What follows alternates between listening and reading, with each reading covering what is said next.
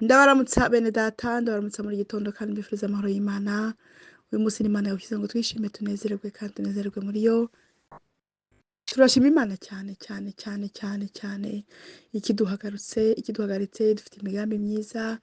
Ni ukuri yo yonyine ifite ijambo rya nyuma ku buzima bwacu. Turayishima turayishima tukayishima.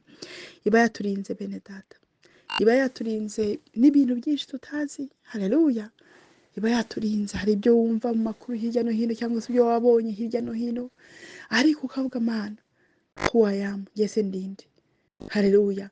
Ariko icyo navuga cyangwa nakora ni ugushima Imana, ugushima Imana muri byose bene data, muri byose nubwo biba bigoye bigoye bikakaye, ariko uvuga uti ndagushima ko ati uranzi, waranyiyemereye ufite imigambi myiza. Ibyo byose ntubihanga amaso, ahubwo ugahanga amaso uyu mwami Yesu Kristo.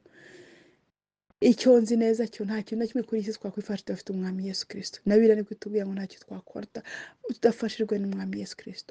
Rero twagiriye amahirwe rero yo kumenya umwami, kuba muri Yesu nawe akaba muri twebwe. Haleluya. So bivuga ko ubufasha dukeneye bwose burahari muri twe, buri muri Kristo Yesu. Haleluya. Uturimo aruta ibyo twacamo byose, uturimo aruta uburwayi, uturimo aruta intambara zose twacamo. Haleluya. Niwe uturwanirira, niwe udukomeza,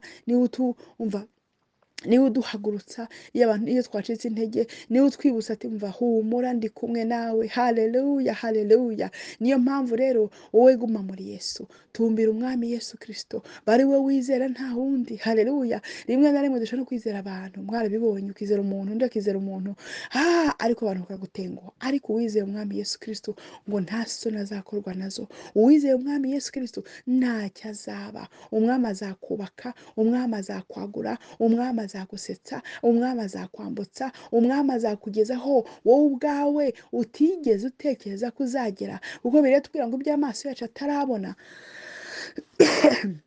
iby'imitima yacu itaribwira, n'iby'amatwi yacu atarumva, n'iby'Imana yibwira kutugirira bene data. Haleluya. So bivuga ko ndatera umugongo ibiri kunaniza, ndatera umugongo ibiri kunca intege, ahubwo ntumbiriye umwami, kuko niwe uzi ubuzima bwanjye bw'ejo hazaza, niwe umfasha akaboko, niwe umbwira ko afite imigambi myiza ku buzima bwanjye. Ibindi byose bitera umugongo.